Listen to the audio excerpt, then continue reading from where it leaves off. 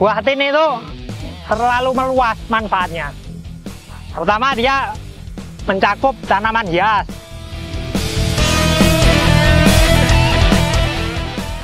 Terus tanaman buah, terus tanaman obat, terus kegenjahannya itu luar biasa. Kalau durian, apa kelengkeng, apa segala macam, banyak yang tahunan buahnya. Nah, ini hitungan bulan udah buah. Cara memperbanyaknya mudah, nanamnya juga nggak terlalu sulit. Irit tempat, satu pohon itu 1 meter aja cukup, 1 meter persegi cukup. Jadi kalau nggak ada lahan yang luas ya nggak masalah, karena ruangnya irit sekali.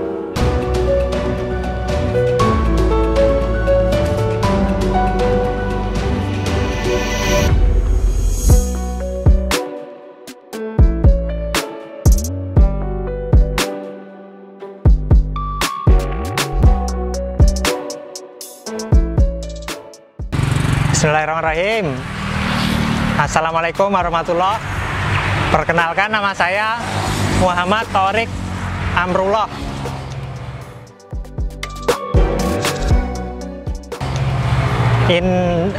Lokasinya di Pekalongan, Lampung Timur.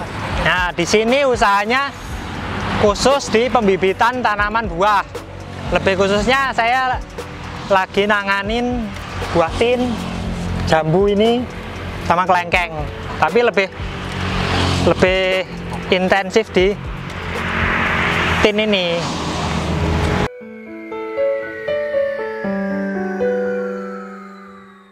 Jadi kalau misalnya aliran hasil fotosintesis tadi diputus di sini, nanti tumbuh kalus dia.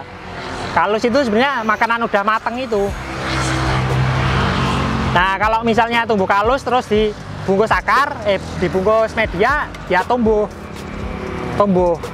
Nah, karena diputus aliran floemnya ini, ya menumpuk di atas ini, nanti bisa jadi buah, bisa jadi tambah trubus tunas.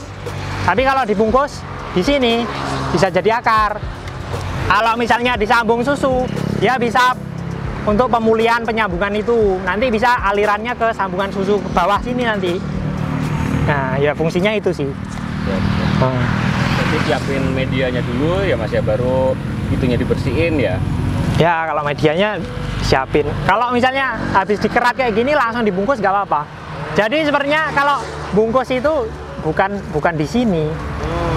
Ya, yang tumbuh akar di atas silem yang kebuka ini, Mas. Jadi bungkusnya di sini aja nih kayak gini. Bukan yang itu bukan di bawah sini. Memutus saja ya. Ya, karena yang penumpukan hasil fotosintesis kan di sini. Kalau misalnya dibungkus dari atas sini sampai ke bawah sini ya, dari sini ke atas lah ya. Ya, area perakarannya lebih luas, Mas. Nah, di sini. Bukan di sini. Di sini nanti ngakarnya cuma di sini. Di sini nggak mungkin ngakar, Mas. Di kayunya juga nggak mungkin ngakar. Bawah nggak ngakar. Yang ngakar di sini karena ya metabolismenya ya kayak tadi, karena numpuknya di sini. Ya kan? Kelihatan nggak? Nah, ya. Di sini. Nah, bungkusnya di sini, Mas. Kalau ngelupasin kulitnya itu harus sampai apa? Nah, kalau ngelupasin kulit, ini silemnya jangan sampai kena pisau, karena ini getah sekali. Dia kan udah nggak ada kulitnya, nggak ada floemnya, nggak ada pembuluh kulit. Dia getah. Kalau kena pisau dikit, kena angin, kena siram, gampang patah.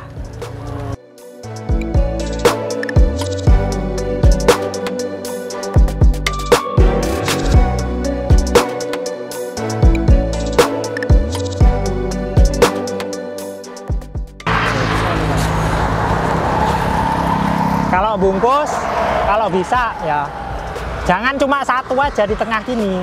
Ya, akarnya gampang goyang, apalagi mau dikirim-kirim kan. Kayak gini.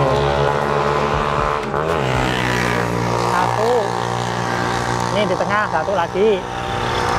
Nah, ini satu lagi di bawah.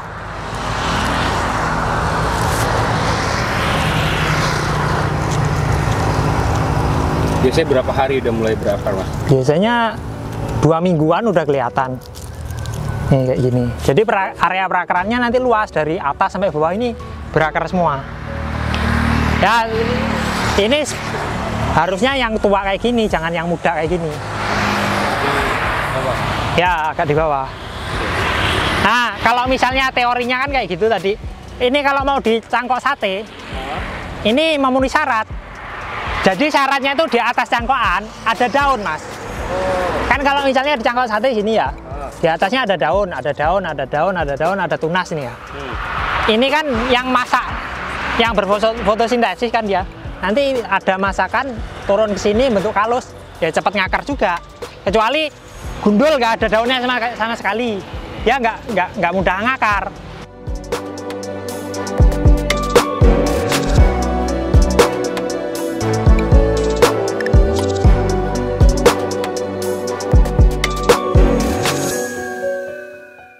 Ini bibit sekitar Umur?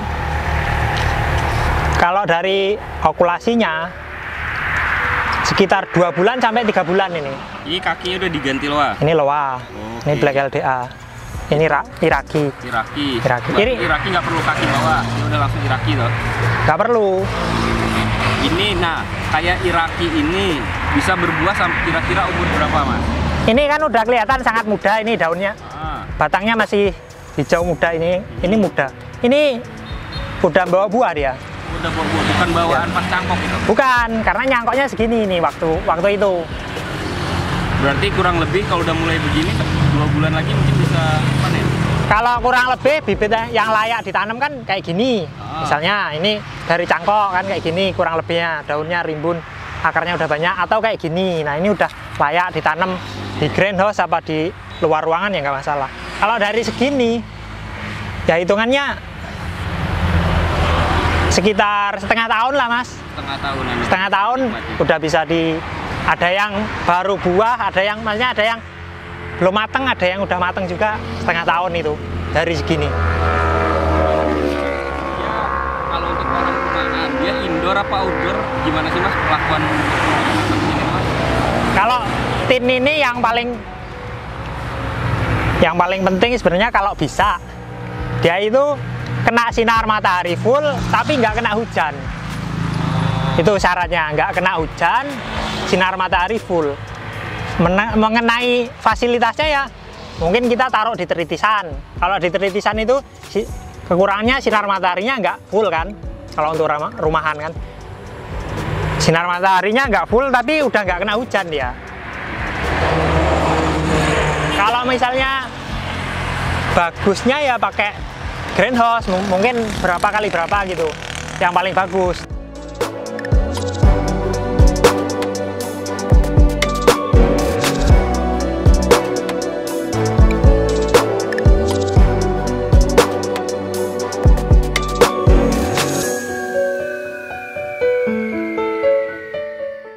Yang biasanya tersedia secara komersil atau mudah didapat ya biasanya sekam sama sekam bakar, tanah,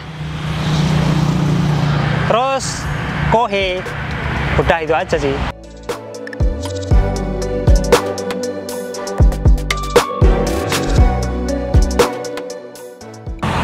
Semakin rimbun pohonnya dia penguapannya semakin kenceng, fotosintesisnya semakin kenceng, apalagi kalau full sinar matahari ya semakin butuh penyiramannya.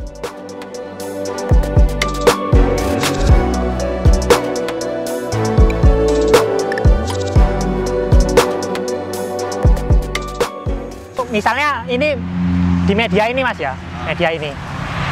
Di media ini nggak porus, tapi ruang medianya kecil. Terus pohonnya rimbun. Itu nggak masalah, karena akar nyerap air itu kuat. Ini yang dikatakan nggak porus loh. Mungkin banyak tanah sama kohenya. Nggak porus, tapi rimbun. Ya nggak masalah.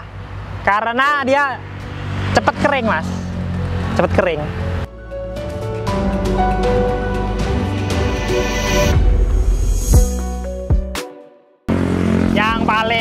Biasanya yang paling bertanggung jawab kematian bibit itu media cangkoknya ini, Mas. Media cangkoknya atau cara nyangkoknya kurang pas. Ini kan media ini kalau udah misalnya udah dipotong, Mas ya. potong di polybag. Ini media yang lembab banget ini selamanya loh mas. Mau tanamannya udah setengah bulan, udah setahun, setengah tahun, ini tetap ada di sana. Jadi kalau untuk awalan yang paling diperhatikan media ini aja sih.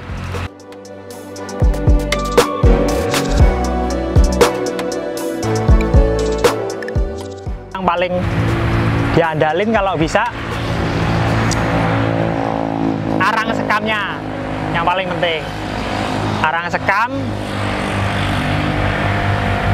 sama arang sekam sekitar berapa ya? 50% lah.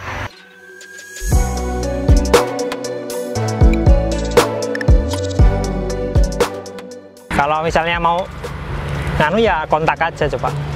Nomornya 0822 80 25 4544. Kalau nama Facebooknya sesuai namaku Muhammad Thorik Amrullah. Cuma itu.